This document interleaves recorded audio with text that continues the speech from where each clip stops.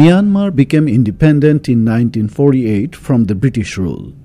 Since then, the Rohingya Muslims, a minority religious group in Rakhine state of Myanmar, were kept as a neglected ethnic group. Even in the democratic elections in November 2015, Muslims in Rakhine state were neither allowed to participate as candidates nor as voters, unlike in all previous elections since independence in 1948. The Muslims in Rakhine state had always been suppressed by the Burmese authorities. The Rohingyas always looked for a safe place to avoid the oppression of Burma. They began to migrate to neighboring Bangladesh in small groups about 60 or 70 years ago, since 1970s.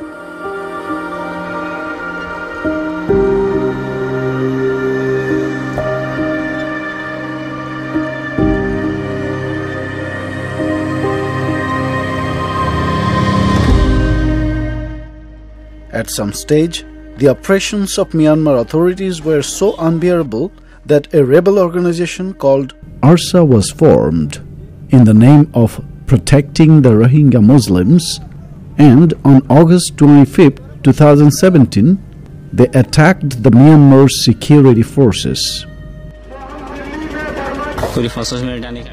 Responding to that attack, the Myanmar authorities unleashed their brutal actions, which was termed by the United Nations as ethnic cleansing.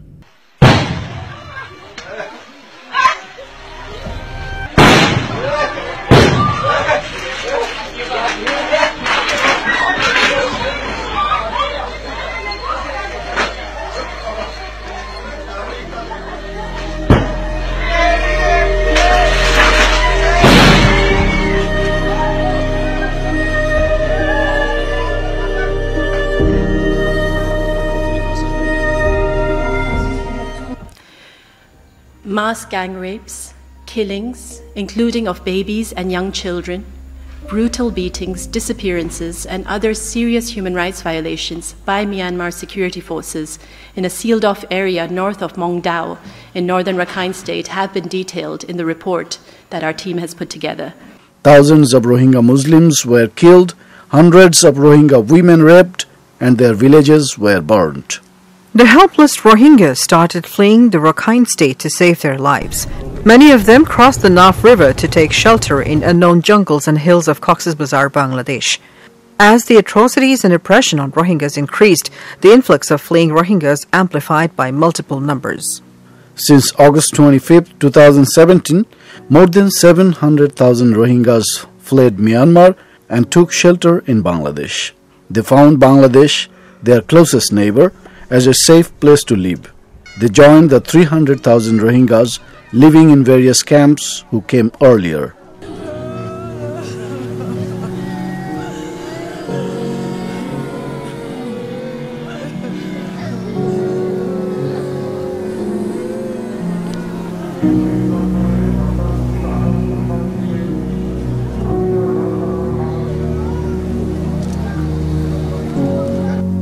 Not only the Muslims, few hundreds of Hindus also had to flee from Rakhine state to avoid the brutality of the Myanmar security forces and for safety. They have also taken shelter in the Cox's Bazar refugee camps. The government of Bangladesh welcomed the Rohingya refugees and built camps in hilly lands of Cox's Bazar. Local people of Cox's Bazar and adjacent areas, various national and international and voluntary organizations, and the United Nations extended their help for the hopeless Rohingyas. The Prime Minister of Bangladesh, Sheikh Hasina, visited Cox's Bazar Rohingya camps on September 12, 2017 and assured safety and security. Stop it. And side by side, Myanmar government, they should have handled this situation patiently.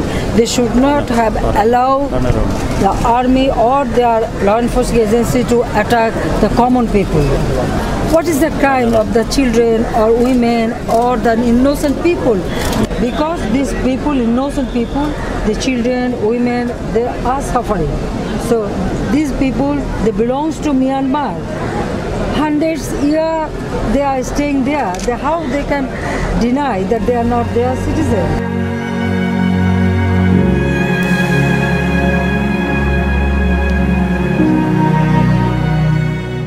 It has been more than a year since the Burmese military began a violent campaign to force ethnic minorities to leave Myanmar's Rakhine state. Described by the United Nations as ethnic cleansing, witnesses say the military campaign to forcibly remove Rohingya populations from Myanmar included razing entire villages and separating families. More than 25,000 were killed, and thousands of women and girls were sexually abused and assaulted. Since then, more than 700,000 Rohingya have fled to the neighboring Bangladesh to escape the violence. Many have settled in refugee camps along Bangladesh's southeast coast. One such camp is near a small town called Cox's Bazar, which I happened to visit. Here is the story.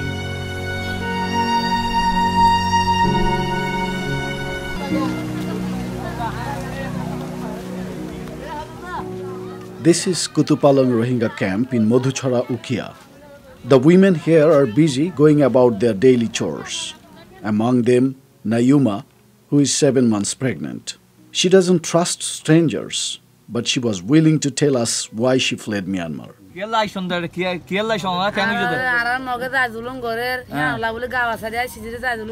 The Mogs have burned down our homes, killing our people, and that is why we managed to escape and save our lives.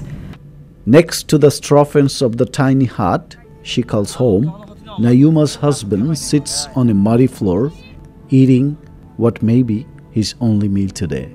On this day, Nayuma remembers her brother. Myanmar army shot my brother dead in front of my very eyes. Nearly all of Nayuma's neighbors have similar story. Arifa Begum was one of the lucky ones. She was able to save her children. Myanmar military killed my husband and burnt my house. Hasina Akhtar watched as soldiers shot her husband. She fled to Bangladesh with the help of a neighbor. My children miss their father a lot. They call his name and cry. There are thousands of families like hers. Many witnessed firsthand the atrocities committed by the Burmese soldiers, the mass killings, the sexual abuse, the burned houses, entire families destroyed. Many of the women and girls who were raped still suffer from physical and emotional trauma.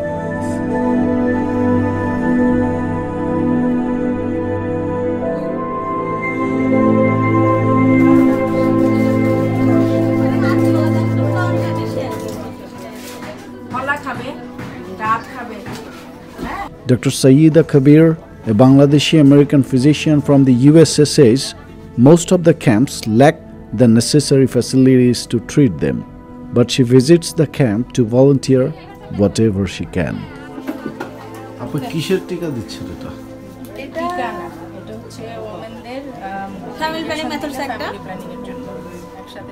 Instead of giving her birth control pills, I'm giving her a family planning shot, which will cover 3 months.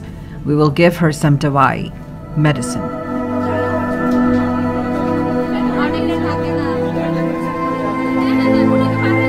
But Dr. Kabir says the camps need more than just medicine. Hope Foundation Bangladesh, a non-government organization, has opened medical centers in some of the camps, but the foundation says it can't do it alone. These camps are growing more crowded.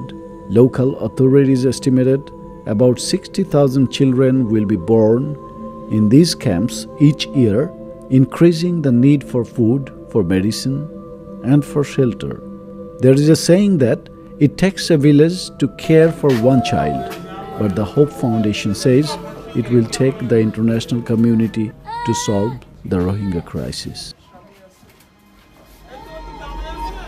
The Rohingya issue became an international issue of concern and drew the attention of the United Nations, European Union, the USA, Africa, and the entire world. World's largest refugee influx became the headlines of international press and digital media, social media. Aid agencies, United Nations, voluntary organizations, NGOs and individuals extended their hands of cooperation, helping the Rohingyas. The international community began pressing the Myanmar's authorities to solve the crisis.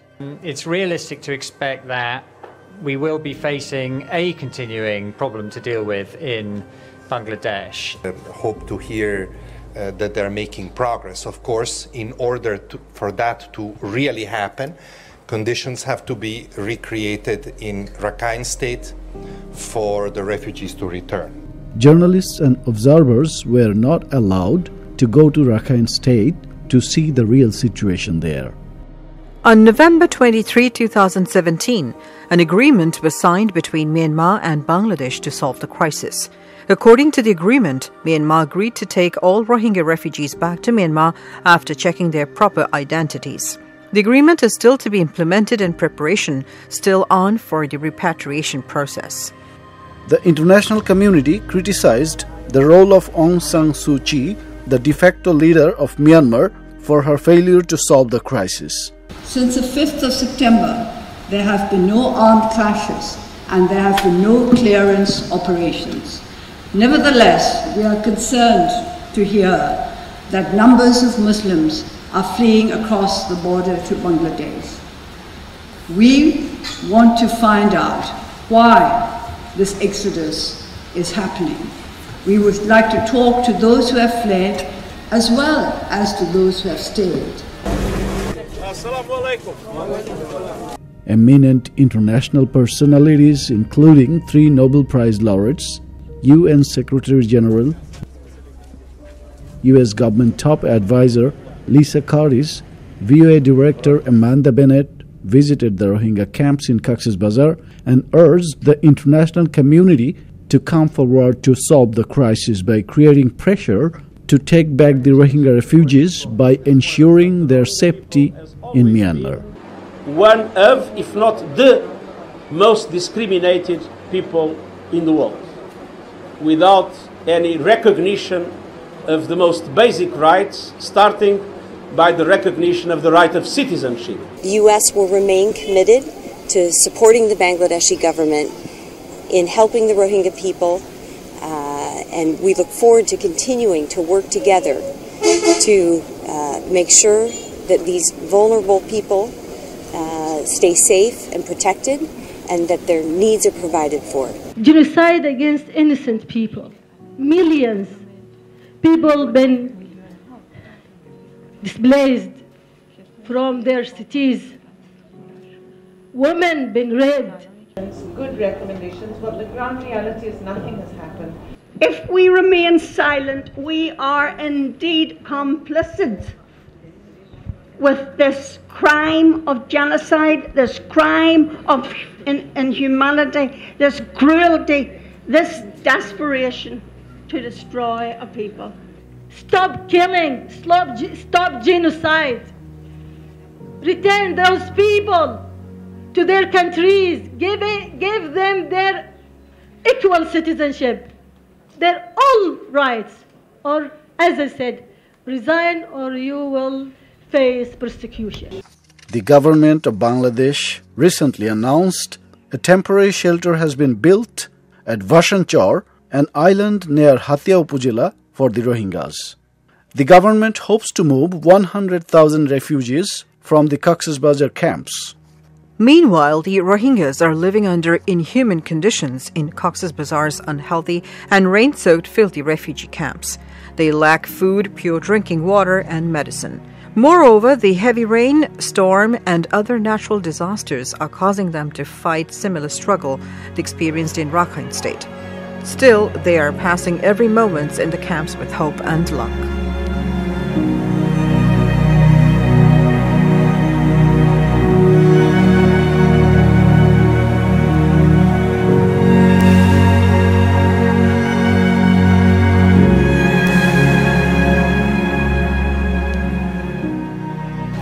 আমার পেছনে বিশ্ব খাদ্য কর্মসূচির ত্রাণের গাড়ি এখানে প্রত্যেকদিন কিছুক্ষণ পর পর এরকম বিভিন্ন সংস্থার গাড়ি As you can see behind me, Different aid agencies are distributing food and other essentials to the refugees every day. But many of them complain that they are not getting relief materials as they are supposed to get. They said instead they get some help after 20 or 30 days. Why? Nobody knows. They said it is because of the lack of management. Selim Hossain, voice of America, Ukhia, Cox's Bazar.